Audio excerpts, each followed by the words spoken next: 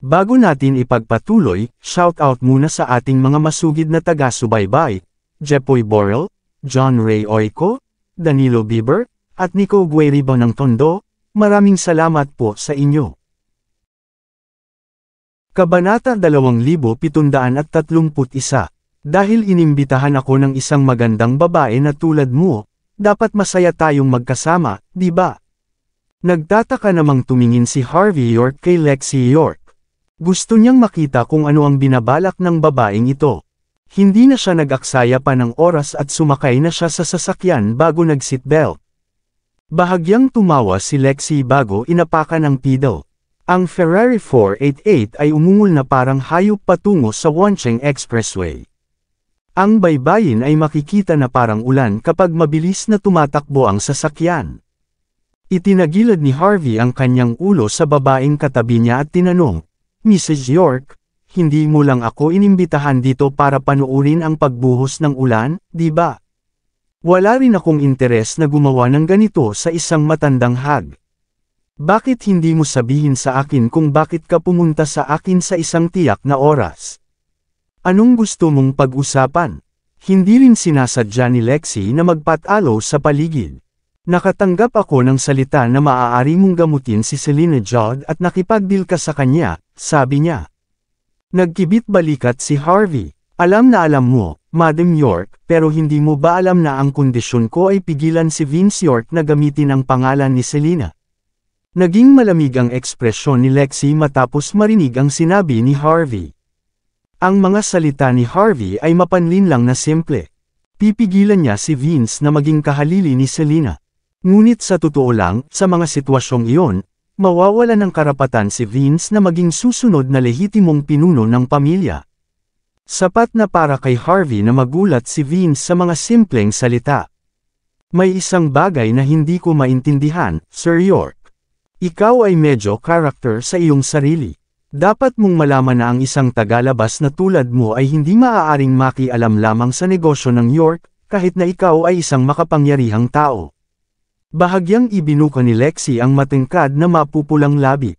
Ang Yorks ng Hong Kong ay nasa isang mahalagang sandali ng pagbabago sa kapangyarihan. Tila kalmado sa labas, ngunit isang bagyo ang maaring sumiklab. Kung may mga maimpluwensyang tao mula sa Hong Kong o Las Vegas na nasangkot, maaari silang mapatay sa isang iglap. Bakit ang isang tagalabas na tulad mo ay mikikialam? May death wish ka o ano? Inapakan ni Lexi ang pedal, pinabilis ang sasakyan habang nagsasalita. Ang mga sulok ng kanyang palda ay nabaligtad, na nagpapakita ng isang pahiwatig ng kaakit-akit na puting balat sa kanyang mga binti. Sumili ang mapaglarong ngiti ni Harvey habang pinagmamasdan si Lexi na sadyang akitin siya. Ligtas na sabihin na ang tiyahin na ito ay isang manipulative na babae. Siya ay napakatanda na, ngunit siya ay naglakas loob pa rin na gumamit ng isang maliit na pandaraya tulad nito. Ang trick na ito ay tiyak na sinubukan at nasubok na. Nakakahiya lang na hindi interesado si Harvey sa ganitong uri ng taktika sa pagsasabi. Hindi ako interesado sa inyong mga York mula sa Hong Kong. Wala rin akong pakialam kung umangat si Vince sa kapangyarihan. Napasandal si Harvey sa upuan niya. Pero, bumabalik lang sa akin ang gulo. Mula nang tumuntong ako sa Hong Kong at Las Vegas, ilang beses na ba akong sinubukang patayin ni Vince? We all know how the world works, Mrs. York. You should know I speak facts. Kung hindi dahil sa patuloy na pagpasok sa akin ni Vince sa gulo, bakit pa ako mag-abala sa pakikipaglaban sa isang walang kwentang bagay na tulad niya? Dahil may karumal-dumal na gustong ibagsak ako, kaysa panuurin siyang umangat sa kapangyarihan at buong lakas akong salakayin. Mas gugustuhin ko pang sampulin siya hanggang sa mamatay bago mangyari iyon. Dapat medyo logical ang train of thought ko, di ba? At kung sasagutin ko, ako ang hindi makatwiran. Sa sandaling ito, isang mapaglarong ekspresyon ang lumitaw sa mukha ni Harvey. Bahagyang naningkit ang mga mata ni Lexi York nang marinig si Vince York na tinatawag na madumi. Tulad ng sinabi mo, alam natin kung paano gumagana ang mundo, Sir York. Yung mga ginagawa mo ay natural na makatwiran. Nagkasala si Vince sa pagtalikod sa iyo sa simula pa lang. Babalik ako at tuturuan siya ng leksyon, at gagawin ko na humingi siya sa iyo ng tawad sa iyong pintuan. Pero, bilang kapalit, sana ipakita mo ang iyong sinseridad. Sa ganitong paraan, maibabaon natin ang palakol. Nakuha niyo pareho ang gusto niyo, diba? Kung tutusin, kayong dalawa ang nangungunang talento ng nakababatang henerasyon na magkapantay sa halos lahat ng paraan. Kung talagang magkaaway kayong dalawa, ibang tao lang ang makikinabang sa sitwasyong ito. Hamalakhak si Harvey. Ipakita mo ang sinseridad ko. Huwag kang masyadong bumalik, kahapon lang. Sigurado akong alam mo ang nangyari sa Budokan. Hindi mo ba alam na si Scarlet Latehold ay dumating upang patayin ako kasama ang isang grupo ng kanyang mga tao sa kalagitnaan ng gabi? Sinabi mo na gusto mong ilibing ang palakol, ngunit sinubukan niyo akong patayin hanggang ngayon. Ang pagkakita ni Selena Judd ay bahagi rin ng iyong plano, hindi ba? Mukhang mapaglaro si Harvey bago nagpakita ng text mula sa hindi kilalang numero sa kanyang cellphone. Scratch. Biglang pinahinto ni Lexi ang sasakyan matapos makita ang text, at napa-atras sa ulan. Matapos pilitin na ihinto ang sasakyan, pinandilatan ni Lexi si Harvey at malamig na napabulalas. Sino ang nagpadala sa iyo nito? Napuno ng galit si Lexi. Malamang malapit kay Vince ang nagpadala nito. Kung iyon ang kaso, nangangahulugan ito na ang iba pang puwersa sa loob ng Yorks ng Hong Kong ay nais na patayin si Vince. Natuwa si Lexi. Pakiramdam niya ay maswerte siya na hinahanap niya si Harvey sa mga oras na ito. May halatang panunuya si Harvey sa kanyang mga mata. Nagpapanggap ka pa rin, Madam York. Mahinahong sabi ni Harvey. Hindi ba nag-text si Vince? Di ba ikaw ang nagpalabas sa akin para iligtas si Helena Hoffman at makilala si Lady Judd? Hindi ko alam kung plano mong patayin ako ni Lady Judd o vice versa. Pero may sasabihin ako sa iyo. Nabigo ang plano mo. Nakumbinsi ko siyang tingnan ang bagay na ito 10 taon na ang nakararaan. I bet you and Vince must have closely involved with the mastermind noon. Maghintay ka lang hanggang mamatay ka. Nagkibit balikat si Harvey. Gusto niyang malaman ni Vince at Lexi ang lahat ng ito. Kung hindi niya sinabi kay Lexi ang tungkol dito, pareho silang mamamatay nang hindi nila nalalaman. Paulit-ulit na nagbago ang ekspresyon ni Lexi matapos marinig ang mga salitang iyon. Mabuti, Madam York. Sa tingin ko hindi ka nagpapakita ng kahit anong sinseridad. Bulalas niya. Patuloy kang nagplano laban sa akin, ngunit hinihiling mo sa akin na ilibing ang palakol. Kung gusto mo talagang makipag-peace, fine. Kung gusto mong bitawan ko si Vince, then so be it. Ipaluhod mo siya at magmakaawa sa harap ko. I might consider it kung gagawin niya yon. Kung hindi, sabihin sa kanya na linisin ang kanyang sarili. Pupuntahan ko ang ulo niya kung kailan ko gusto. Ito ay isang hindi pagkakaunawaan, Sir York. I can assure you. Mabilis na nakabawi si Lexi bago sinamaan ng tingin si Harvey. Mukhang hindi siya nagalit sa sinabi ni Harvey. Sumusumpa ako sa Diyos. Siguradong hindi kami ang nag-text. Naniniwala ako na isang taong nagtatrabaho para kay Vince York ang gumawa nito. Titingnan ko ang usapin at bibigyan kita ng pahayag tungkol dito. Kalmadong ngumiti si Harvey York nang walang sagot. Napatingin si Lexi York kay Harvey. Nawala ang mabangis niyang mukha, napalitan ng pag-aalaga at pagmamahal. Sir York, alam kong hindi ka maniniwala sa anumang sasabihin ko. Pero, may gusto pa akong itanong sa'yo. Sabihin mo kay Selena Judd na babawiin mo ang deal. Si Vince ay maaari pa rin niyang maging mabuting anak. Kung ipipikit nating lahat ang ating mga mata, lahat tayo ay makakaligtas sa mahihirap na panahong ito. Humagalpak ng tawa si Harvey. Medyo sobrang kumpiyansa ka ba sa alindog mo, o sa tingin mo ay isa akong pervert na hindi pa nakakakita ng babae? Sa tingin mo makukumbansi mo ako sa pamamagitan lamang ng pagwisik ng pabango at pagyaya sa akin na makita ang mga pasyalan. Kung gusto mo ang isang bagay, kailangan mo man lang magsakripisyo para dito, di ba? Dapat maging delusional ka kung sa tingin mo ay makukuha mo ang lahat ng gusto mo nang walang mawawala. Si Lexi ay nagpakita ng nakakaawang ekspresyon sa kanyang mukha matapos marinig ang mga katagang iyon. Siyempre may kapalit ka, Sir York. Kung sasabihin mo ito kay Selena. Kung sumumpa ka na hinding-hindi ka na makikipaglaban kay Vince. Ipinapangako ko sa iyo na malapit nang maalis ang sama ng loob natin. Mula ngayon, kayo na ang aming mahalagang bisita mula sa Hong Kong at Las Vegas. Maaari mong gawin ang anumang gusto mo dito. Walang magdadala sa iyo sa problema.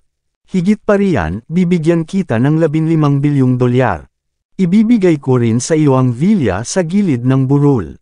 Pangalanan ko pa ang lahat ng espiya ng sangay ng Dragon Palace.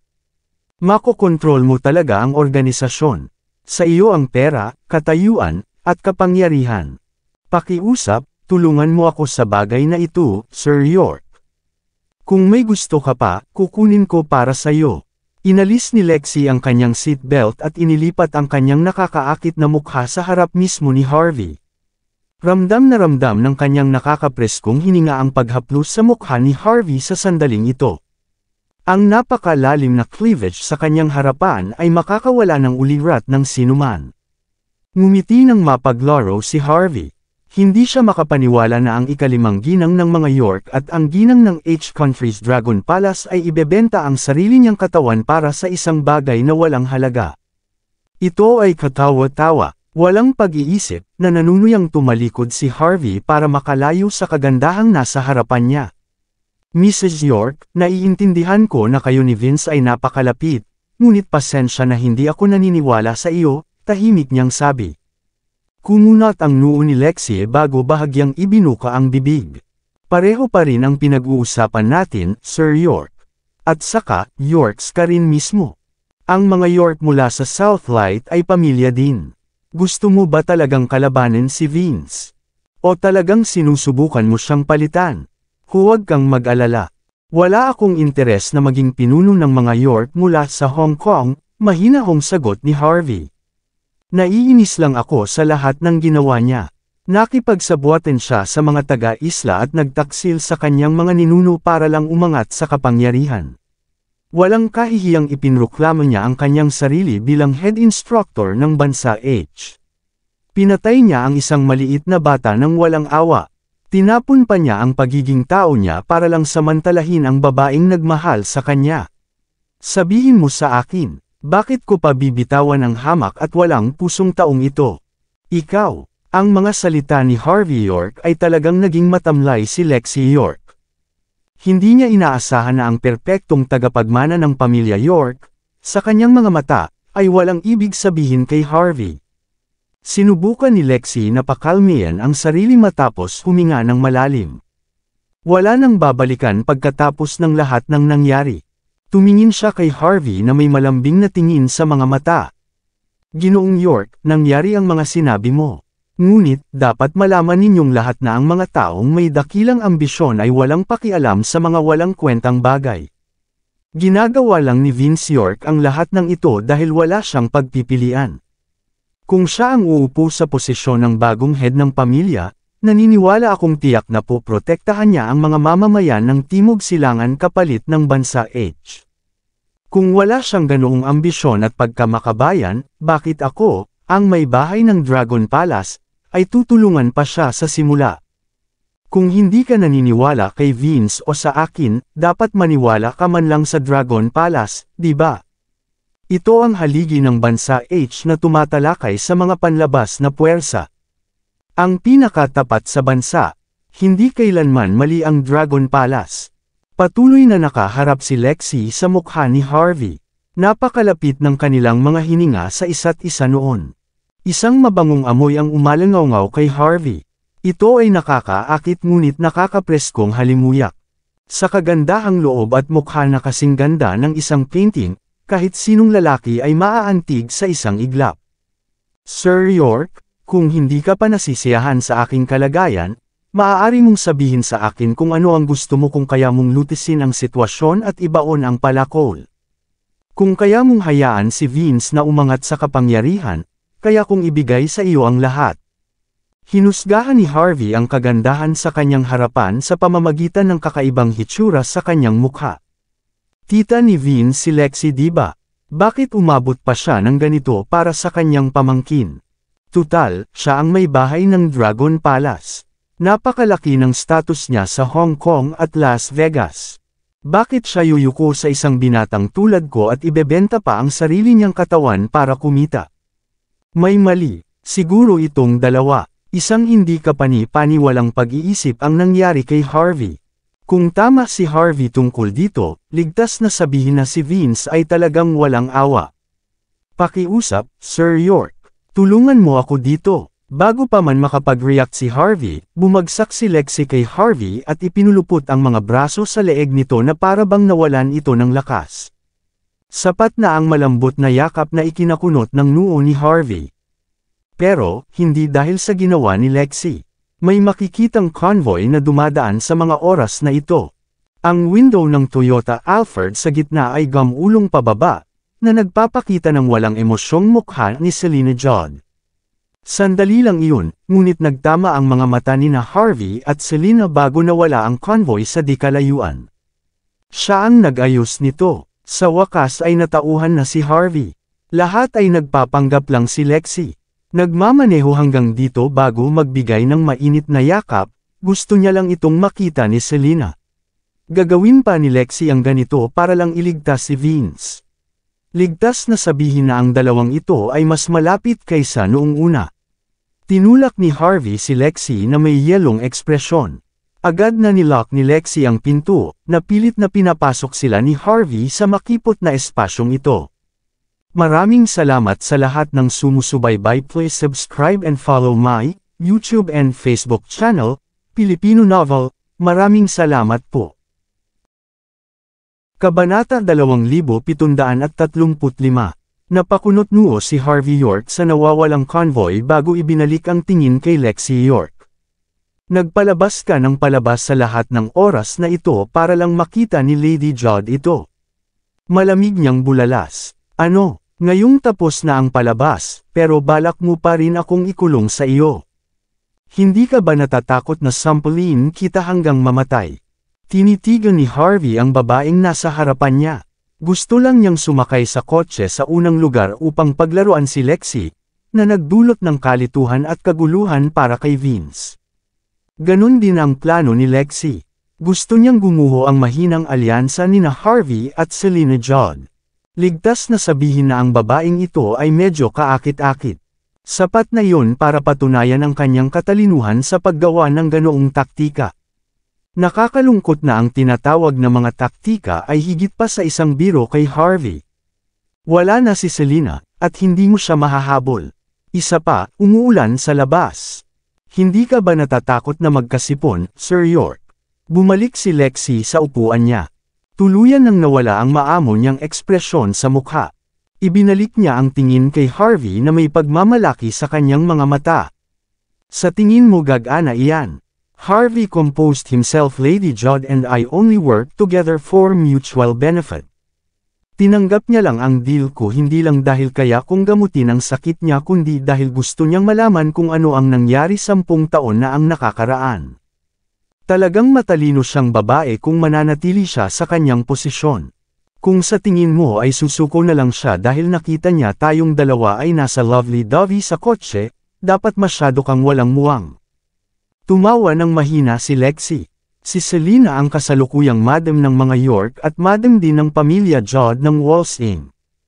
Ang isang malaking karakter na tulad nito ay nakakakita sa pamamagitan ng isang maliit na trick. Pero, may isang bagay na hindi mo alam. Si Selena ay nahuhumaling sa kadalisayan. Hindi siya kailanman makikipagtulungan sa isang taong nagtangkang magtaksil sa kanya. Sa madaling salita, sa sandaling makita niya tayong magkasama, wala kang karapatang makita siya muli. Simple lang ang plano ko, pero medyo effective. Ikaw ay isang malakas na tao, kaya dapat mong malaman na ang isang bagay na hindi mo maaaring panghawakan ay hindi kapangyarihan, katayuan, o kayamanan. Ito ang puso ng isang tao. Napabuntong hininga si Harvey matapos makitang nagsasalita ng maayos ang kagandahang nasa harapan niya. Siguro na plano mo lahat, Madam York.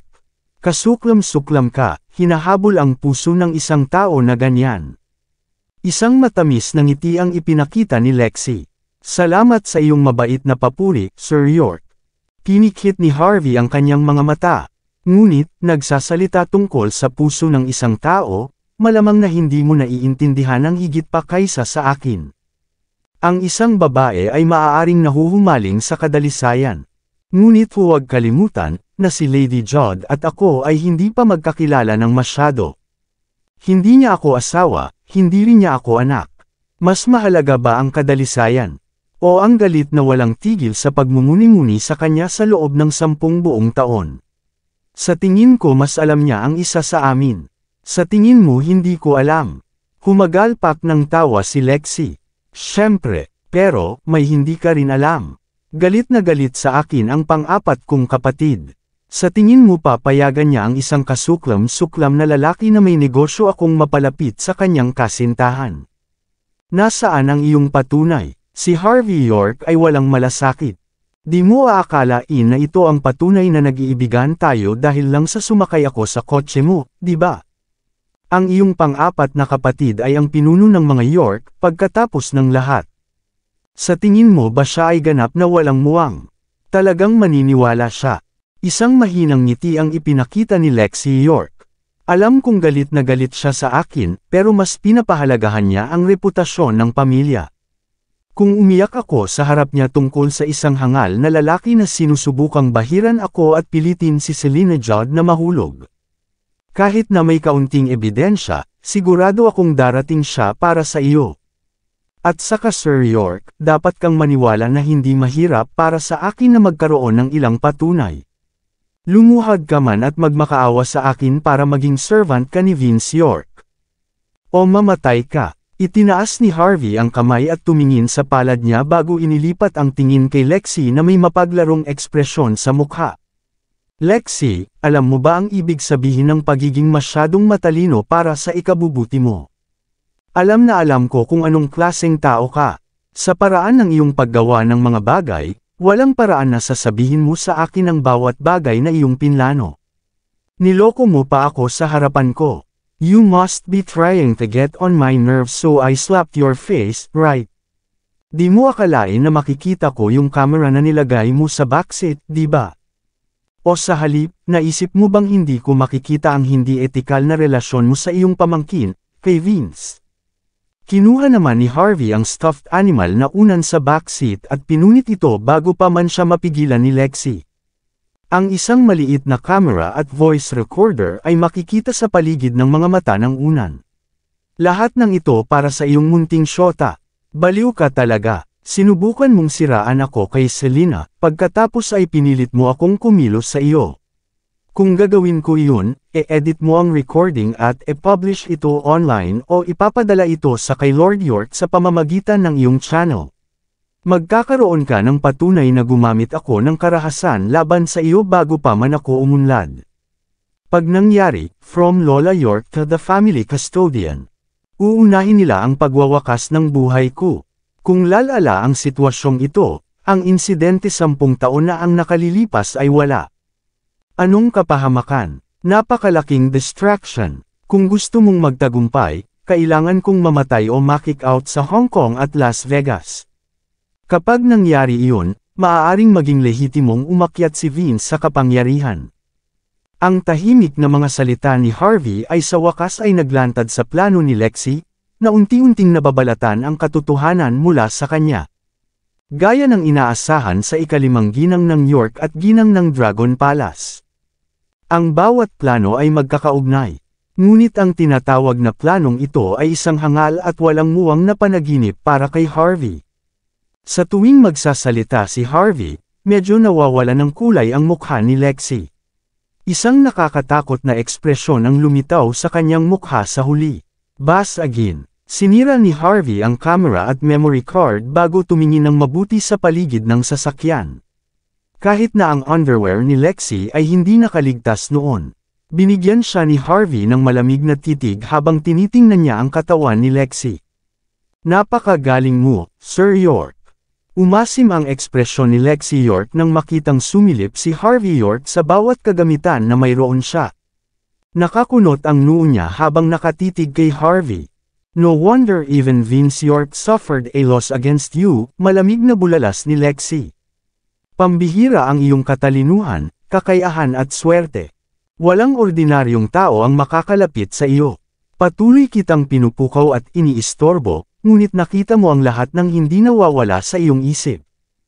Aaminin ko, minamaliit ka namin, ngunit ito ay isang magandang bagay.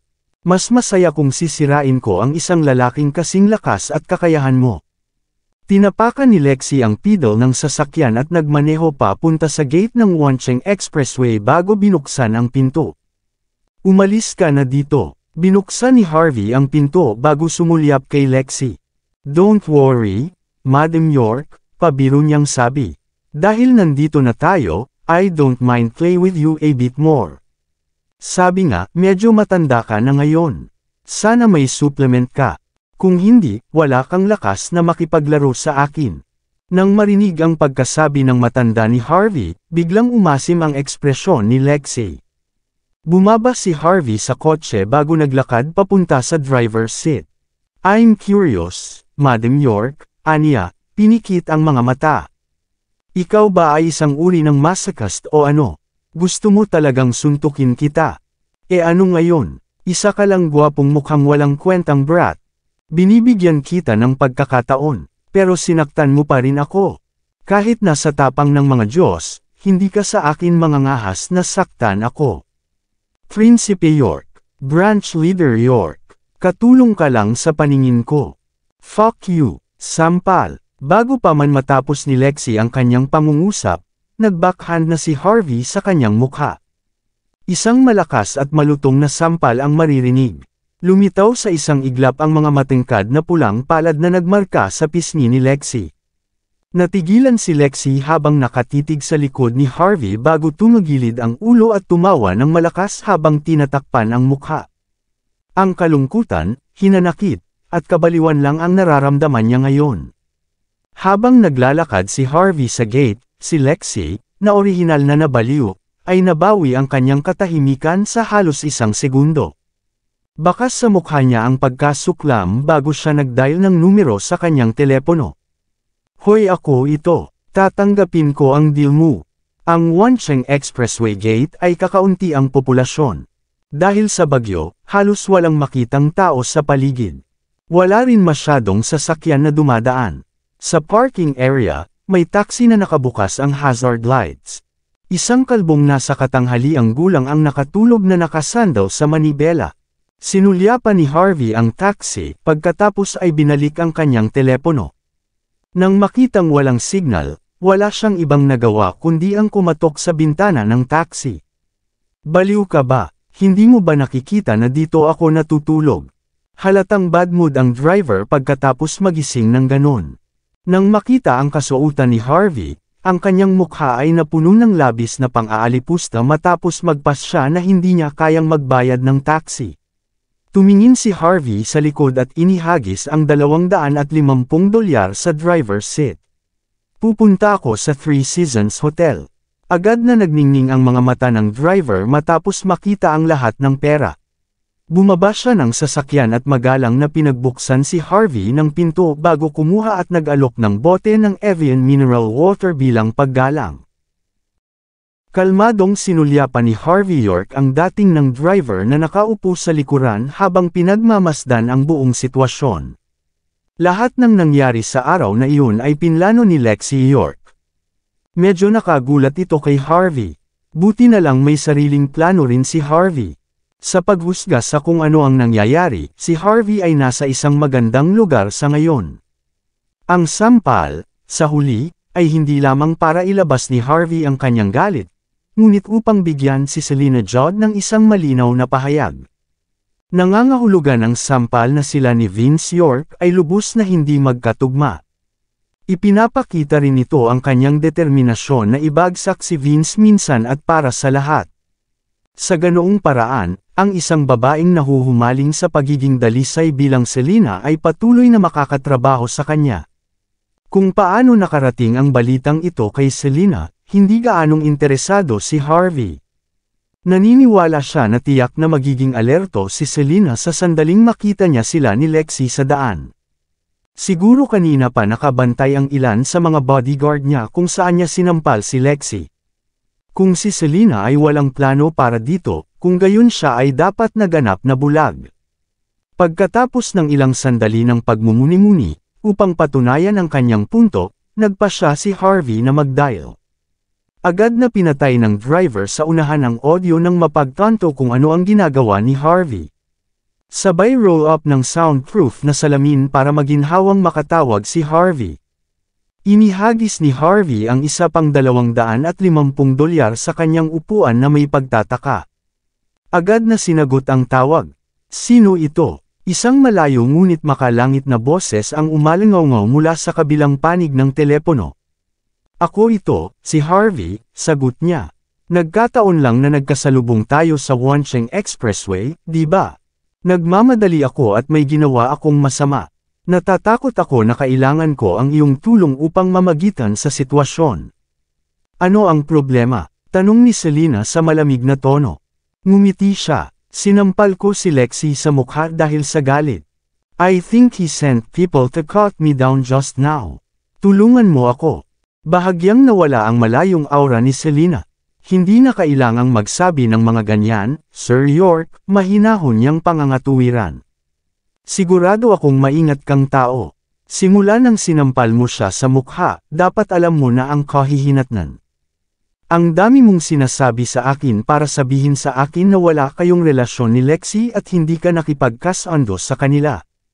Ayaw mong makaapekto sa relasyon natin ang nangyari sa Wancheng Expressway, di ba? Hindi napigilan ni Harvey na idikit ang kanyang mga palad. Sigurado talaga akong matalino ka, nakikita mo kaagad ang isang maliit na plano. Minamaliit talaga kita. Matapos umupo sa katahimikan ng ilang sandali, sumagot si Selena, huwag kang mag-alala. Kilalang kilala ko lahat ng in-laws ko. Para sa kanyang sariling kapakanan, kaya gagawin niya ang lahat.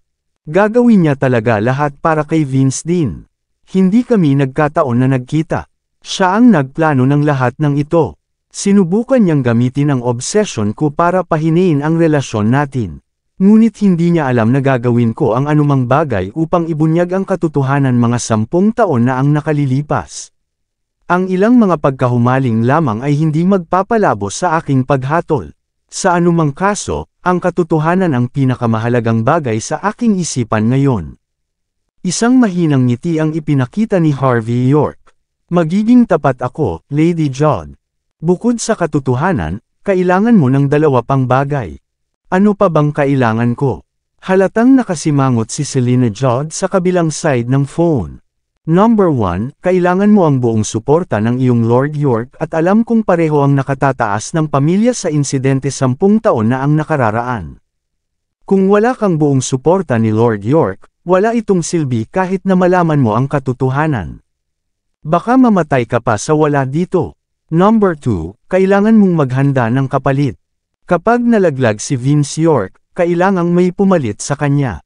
Sa ganoong paraan, ang pamilya York ay hindi magiging ganoon kagulo pagkatapos.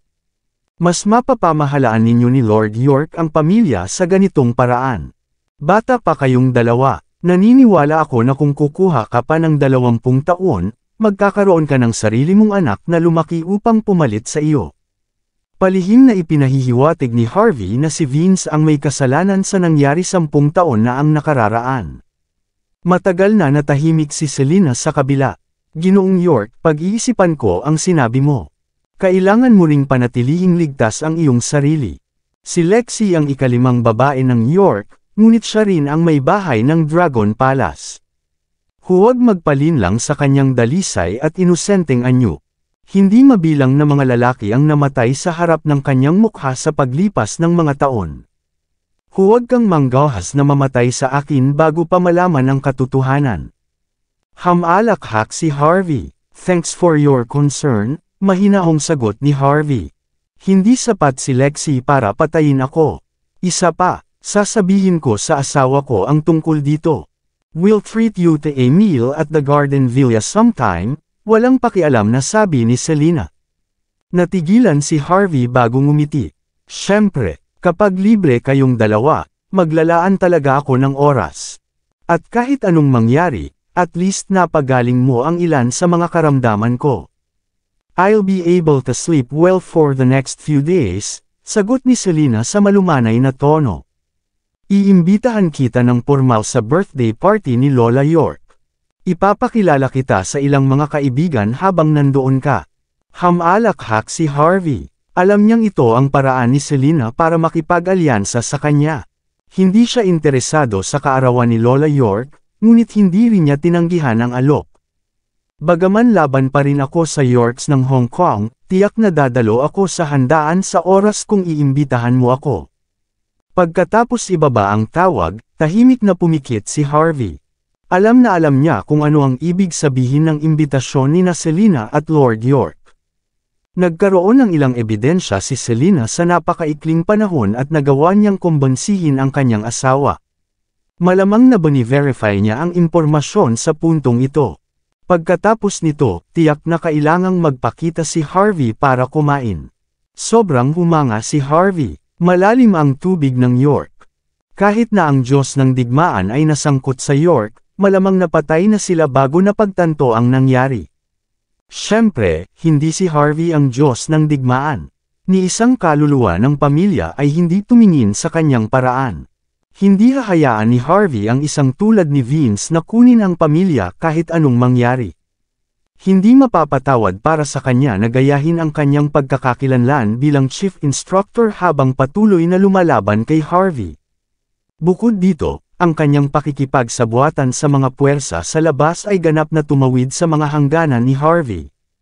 Kung ang mga tao mula sa matataas na hanay ay maaaring ibenta ang kanilang sariling bansa at makipagsabuatan sa kalaban para lamang sa kanilang sariling interes, ang bansa mismo ay babagsak sa lalong madaling panahon. Nakipaglaban si Harvey sa larangan ng digmaan ng Euro-America upang ang bansa ay tumayo sa tuktok ng mundo. Hindi niya ipinaglaban ang mga mayamang tagapagmana na lumikas sa bansa bago pa nila may pagkanulo ang sarili nilang mga tao. Kabanata 2740. Nang iniisip ni Harvey York ang kanyang problema sa kay Vince York, naramdaman niya ang malakas na pagyanig ng kanilang sasakyan. Ang patag na daan ay biglang naging lubak-lubak. Iminulat ni Harvey ang kanyang mga mata bago tumingin sa paligid. Saan ba tayo pupunta? Sabi niya pagkatapos ng mahinang tawa. O sa halip, kanino ka nagtatrabaho? Saan mo ako dadalhin? Isang kalsada na hindi napanatili sa loob ng maraming taon ay makikita sa unahan. Maraming mga palatandaan ng babala sa paligid ng kalsada, ngunit medyo kinakalawang din ang mga ito. Habang nagtatanong si Harvey, agad na diniin ng driver ang pedal ng sasakyan, binangga ang harang sa kalsada, at umabant pa rin ng tuloy-tuloy. Walang pakialam si Harvey kahit na nakita niya ang mukha ng driver na nagpapakamatay. Anong ginagawa mo? Siyempre pupunta hanggang sa kamatayan. Tumawa ng malakas ang driver bago tumulo ang maitim na dugo sa gilid ng kanyang bibig. Sa sandaling sumakay ka sa kotse, saliado na ang iyong kapalaran. Walang makakaiwas kapag ang kamatayan mismo ang dumating para sa iyo. Ipapadala na kita, Sir York. Si Mrs. York ay nagpadala sa iyo ng kanyang pagbati. Buong lakas na inapakan ng driver ang pedal bago pilit na iniling ang ulo. Wala nang buhay ang kanyang katawan noong mga oras na iyon. Agad na lumipad ang sasakyan sa kalsada patungo sa isang bangin na ang ilalim ay tubig. Umiling si Harvey. Alam niyang gusto siyang patayin ni Lexi York, ngunit hindi niya naisip na mayroon siyang kaunting pasensya. Sabi nga, how dare he try to take Harvey's life with this kind of child's play. Parehong malalaking karakter sina Lexi at Vince na may hindi pangkaraniwang katayuan kumpara sa iba. Ngunit sa mata ni Harvey, isang kahihiyan ang paghawak ng dalawa. Habang ang sasakyan ay nasa kasalukuyang nahuhulog, sinipa ni Harvey ang nakalak na pinto at tumalon sa karagatan. Kasabay nito ang pagsabog ng sasakyan sa isang iglap. Ang mga metal shards ay lumilipad kung saan-saan habang ang malalaking buga ng usok ay nakikita. Magandang kalungkutan. Si Harvey ay sumisid ng humigit kumulang 30 talampakan sa karagatan at lumangoy ng isa pang 30 talampakan bago umahan ang kanyang ulo. Sa simula, alam ni Harvey na ang taxi driver ay kahina-hinala, at hindi niya gustong kumpirmahin kung sino ang nagplano ng lahat ng ito, kasama ang iba pang puwersa na nakatago sa mga anino. Nang malapit nang makarating si Harvey sa pampang, isang mamahaling yate ang lumapit sa kanya mula sa malayo. Maraming taong nakasuot ng itim na wetsuit ang nakitang may hawak na mga sibat at pinagmamasdan ang kanilang paligid. Agad na lumubog si Harvey sa ilalim ng tubig matapos maramdaman ang isang pahiwatig ng layunin ng pagpatay. Nandyan si Harvey, swoosh, swoosh, swoosh. Halos sabay-sabay na lumipad ang 12-dosenang mga sibat kay Harvey. Si Harvey ay napakalimitado sa ilalim ng tubig ngunit nakakaiwas sa sunod-sunod na pag-atake. Dumampot siya ng sibat at mabangis na lumangoy patungo sa yate. Swoosh, swoosh. Ilang saglit lang, ilang bangkay ang nahulog mula sa cruise ship matapos marinig ang sigaw ng paghihirap. Agad na kinulayan ng pula ang dagat. Natahimik ang buong cruise ship. Walang inaasahan na makakalaban pa rin si Harvey sa ilalim ng mga sitwasyong ito, na ikinamatay ng 3 sa kanilang mga eksperto. Ang mga tao sa cruise ship ay naglabas ng kanilang mga baril at galit na nagpaulan ng mga bala sa dagat sa paligid nila. Bang, bang, bang! Ang mga bala ay lumipad sa dagat na may maliit na holma, ngunit ito ay isang nakagugulat na tanawin upang makita ang lahat ng mga marka na lumilitaw sa ibabaw.